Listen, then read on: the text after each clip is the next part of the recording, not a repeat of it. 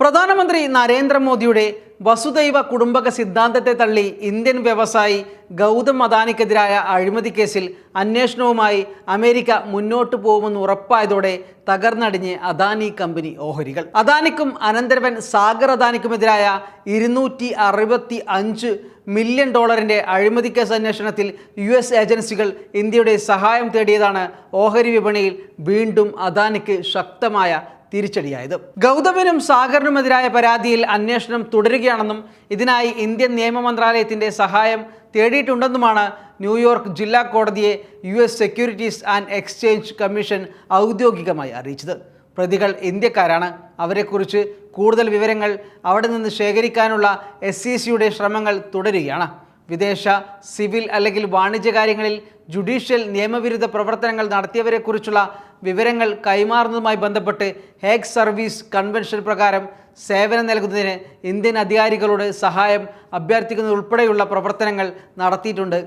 അദാനിമാർ ഇന്ത്യക്ക് പുറത്ത് കേന്ദ്രീകരിച്ചാണ് പ്രവർത്തിക്കുന്നതെങ്കിലും അഹമ്മദാബാദ് ആസ്ഥാനമായി പ്രവർത്തിക്കുന്ന കമ്പനിയെക്കുറിച്ച് US മാർക്കറ്റ് റെഗുലേറ്റർ നടത്തുന്ന അന്വേഷണത്തിന് ആവശ്യമായ വിവരം നൽകാൻ ഇന്ത്യൻ നിയമ മന്ത്രാലയത്തോട് അഭ്യർത്ഥിച്ചിട്ടുണ്ടെന്നും സെക്യൂരിറ്റീസ് ആൻഡ് എക്സ്ചേഞ്ച് കമ്മീഷൻ കോടതിയെ അറിയിച്ചു. ഇക്കഴിഞ്ഞ ഫെബ്രുവരി 13 US വൈറ്റ് ഹൗസിൽ നടന്ന വാർത്താ സമ്മേളനത്തിൽ ഏഷ്യയിലെ ഏറ്റവും വലിയ ധനികരിൽ ഒരാളും പ്രധാനമന്ത്രി മോദിയുടെ കൂട്ടാളിയായി കണക്കാക്കപ്പെടുന്ന വ്യക്തിയുമായ ഗൗതം അദാനിയുടെ കേസ് ചർച്ച ചെയ്തോ എന്നും കേസിൽ നടപടിയെടുക്കാൻ പ്രസിഡന്റിനോട് ആവശ്യപ്പെട്ടിട്ടുണ്ടോ എന്നും മോദിയോട് മാധ്യമപ്രവർത്തകർ ചോദിച്ചിരുന്നു. ഇതിന് ഇന്ത്യ ഒരു ജനാധിപത്യ രാജ്യമാണെന്നും സംസ്കാരവും ചിന്തയും തത്വചിന്തയും വസുദൈവ കുടുംബകമാണെന്നും ഓരോ ഇന്ത്യക്കാരനും തൻ്റെ സ്വന്തം കുടുംബാംഗമാണെന്നുമെല്ലാമുള്ള അഴകുഴമ്പൻ മറുപടിയാണ് മോദി നൽകിയത്. എന്നാൽ മോദിയുടെ മറുപടിയെ അപ്രസക്തമാക്കുന്ന നടപടിയാണ് US securities and exchange commission കോടതിയിൽ സ്വീകരിച്ചിരിക്കുന്നത്. ഇക്കാര്യത്തിൽ മോദിയുടെ അമേരിക്കൻ സുഹൃത്ത് ഡൊണാൾഡ് ട്രംപ് എന്ത് നിലപാട് സ്വീകരിക്കുമെന്നത് വളരെ പ്രസക്തമാണെങ്കിലും കോടതിയിൽ SEC നൽകിയ മറുപടിയോടെ തന്നെ വിപണിയിൽ അദാനി വലിയ തിരിച്ചടിയാണ് നേരിട്ടത്. അദാനി ഗ്രൂപ്പിൻ്റെ പ്രധാന കമ്പനിയായ അദാനി എൻ്റർപ്രൈസസ് ലിമിറ്റഡ് 4.30% ഇടിഞ്ഞത്. വിപണി മൂല്യം 2.5 ലക്ഷം കോടിക്ക് താഴെയാവുകയും ചെയ്തു. അദാനി ഗ്രീൻ എനർജി ലിമിറ്റഡിൻ്റെ ഓഹരികൾ 4.25% വരെയാണ് താഴ്ന്നത്. കമ്പനിയുടെ വിപണി മൂല്യം 1.4 ലക്ഷം കോടിക്ക് താഴേക്ക് കൂപ്പുകുത്തുകയും ചെയ്തു. Adani ports and special economic zone 2.6% ഇടിവാണ് രേഖപ്പെടുത്തിയത്. അദാനി പവറും അദാനി ടോട്ടൽ ഗ്യാസും 2.5% വീതവും ഇടിഞ്ഞു. അധികാരത്തിലേറിയതിന് പിന്നാലെ തന്നെ വിദേശ കൈക്കൂലി നിയമത്തിലെ നടപടികൾ ട്രംപ് മരവിപ്പിച്ചിരുന്നു. അമേരിക്കയുടെ ബിസിനസ് താൽപ്പര്യം സംരക്ഷിക്കുന്നതിനാണ് ഇങ്ങനെയൊരു തീരുമാനമെടുത്തതെന്നായിരുന്നു ട്രംപിൻ്റെ അവകാശവാദം.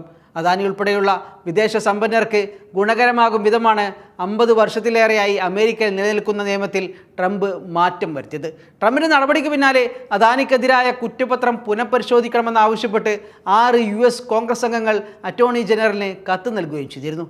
പിന്നാലെയാണ് ഇപ്പോൾ അദാനിക്കെതിരായ കേസിൽ ഇന്ത്യയുടെ സഹായം തേടുന്നുണ്ടെന്ന് SEC അറിയിച്ചിരിക്കുന്നത്. ഹേഗ് സർവീസ് കൺവെൻഷന്റെ ആർട്ടിക്കിൾ 5A പ്രകാരം ഇന്ത്യയിലെ പ്രതികളെ കുറിച്ചുള്ള വിവരശേഖരണ ശ്രമങ്ങൾ SEC തുടരും. കൂടാതെ അതിൻ്റെ പുരോഗതി കോടതിയെ അറിയിക്കുകയും ചെയ്യുമെന്നും SECയുടെ അഭിഭാഷകൻ ക്രിസ്റ്റഫർ M. കൊളറാഡോ കോടതിയെ അറിയിച്ചിട്ടുണ്ട്. യുണൈറ്റഡ് സ്റ്റേറ്റ്സ് പ്രോസിക്യൂട്ടർമാർ കഴിഞ്ഞ വർഷം സമർപ്പിച്ച കുറ്റപത്രത്തിൽ ഗൗതം അദാനിയെയും അനന്തരവനെയും കൂടാതെ കമ്പനിയിലെ 6 എക്സിക്യൂട്ടീവുകളെയും അസൂർ പവർ ഗ്ലോബൽ ലിമിറ്റഡിൻ്റെ എക്സിക്യൂട്ടീവായ സിറിൽ കമ്പനീസും പ്രതികളാണ്. കഴിഞ്ഞ വർഷം നവംബർ 20 ന്യൂയോർക്കിലെ ഫെഡറൽ പ്രോസിക്യൂട്ടർമാർ കുറ്റപത്രം ചുമത്തിയത്. US നിക്ഷേപകരെ കബളിപ്പിച്ചെന്നും അവിഹിതമായി ലാഭകരമായ സൗരോർജ്ജ കരാറുകൾ നേടിയെടുക്കുന്നതിന് 2020 നും 2024 ഇന്ത്യയിലെ സർക്കാർ ഉദ്യോഗസ്ഥർക്ക് $265 മില്യൺ, അതായത് ഏകദേശം 2029 കോടി രൂപ കൈക്കൂലി നൽകിയെന്നും പ്രോസിക്യൂട്ടർമാർ പറയുന്നു. എന്നാൽ കൈക്കൂലി വാങ്ങിയ ഉദ്യോഗസ്ഥരുടെ പേര് കുറ്റപത്രത്തിൽ പരാമർശിച്ചിട്ടില്ല. ഇന്ത്യയിൽ കരാർ നേടിയെടുക്കാൻ കൈക്കൂലി നൽകുകയും തെറ്റായ അവകാശവാദം ഉന്നയിച്ച് അമേരിക്കൻ നിക്ഷേപകരെ വഞ്ചിച്ചുവെന്നും US കുറ്റപത്രം വെളിപ്പെടുത്തുന്നുണ്ട്. തെറ്റായതും തെറ്റിദ്ധരിക്കപ്പെടുന്നതുമായ പ്രസ്താവനകൾ നടത്തി Adani green energy limited American വിദേശ നിക്ഷേപകരിൽ നിന്ന് $2 ബില്യൺ സമാഹരിച്ചെന്നാണ് കുറ്റപത്രത്തിലെ വെളിപ്പെടുത്തൽ. ഇക്കാര്യങ്ങളെല്ലാം ചൂണ്ടിക്കാട്ടി ക്രിമിനൽ അന്വേഷണം ആരംഭിച്ച SEC ഗൗതം അദാനി, സാഗർ അദാനി, അദാനി ഗ്രീൻ എനർജിയുടെ ചീഫ് എക്സിക്യൂട്ടീവ് വിനീത് ജെയിൻ എന്നിവർക്കെതിരെ സിവിൽ അന്വേഷണവും നടത്തുന്നുണ്ട്. എന്നാൽ തങ്ങൾക്കെതിരായ ആരോപണങ്ങളെല്ലാം അദാനി ഗ്രൂപ്പ് തള്ളിക്കളയുകയാണ് ചെയ്തത്. അതാത് രാജ്യങ്ങളിൽ പ്രതികളാകുന്നവർക്കെതിരെ നടപടിയെടുക്കാനും കുറ്റവാളികളെ കൈമാറാനുമെല്ലാം US-ഉം ഇന്ത്യയും തമ്മിൽ ധാരണയുള്ളതിനാൽ ഇന്ത്യക്കാരനായ കുറ്റവാളിയെ പിടികൂടാനും US സർക്കാരിന് ആവശ്യമായ സഹായം നൽകാനും ഇന്ത്യ സർക്കാരിന് ബാധ്യതയുണ്ടെങ്കിലും മോദിയുടെ മിത്രത്തിൻ്റെ കാര്യത്തിൽ അതുണ്ടായിട്ടില്ല.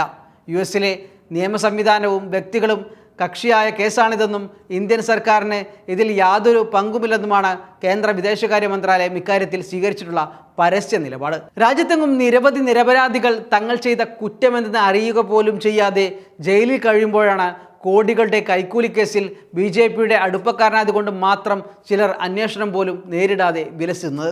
അഗസ്റ്റ വെസ്റ്റ്ലാൻഡിൽ നിന്ന് ഇന്ത്യക്ക് 12 VVIP ഹെലികോപ്റ്ററുകൾ വാങ്ങിയതിൽ കൈക്കൂലിയും കമ്മീഷനും കൈപ്പറ്റിയെന്നാരോപിച്ച് 2018 ഡിസംബർ മുതൽ തീഹാർ ജയിലിൽ കഴിയുകയായിരുന്ന ബ്രിട്ടീഷ് പൗരൻ ക്രിസ്ത്യൻ മിഷേലിന് ഇന്നലെയാണ് സുപ്രീം കോടതി ജാമ്യം അനുവദിച്ചത്.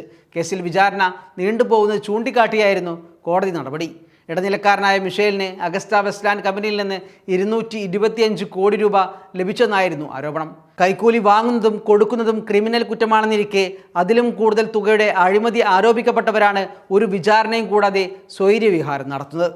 അദാനി ഗ്രൂപ്പ് ഒരുപക്ഷെ 2 ദിവസത്തിനകം ഓഹരി ഇടിവുകളെ അതിജീവിച്ച് തിരിച്ചു കയറിയേക്കാം. പക്ഷേ രാജ്യത്തെ ഏറ്റവും വലിയ വ്യവസായികളിലൊരാൾക്കെതിരെ ഉയർന്ന ആരോപണത്തിൽ ഒരു അന്വേഷണത്തിൽ സഹായിക്കുന്നതിനോ തയ്യാറാവാതിരിക്കുന്ന സർക്കാർ വരുത്തിവെക്കുന്ന അപമാനം ചില്ലറയല്ല.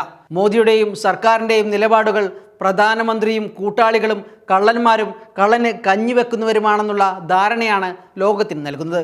ഈ ചീത്തപ്പേര് മായ്ച്ചു കളയാൻ അത്ര വേഗം രാജ്യത്തിന് കഴിഞ്ഞെന്ന് വരില്ലെന്നതാണ് യാഥാർത്ഥ്യം.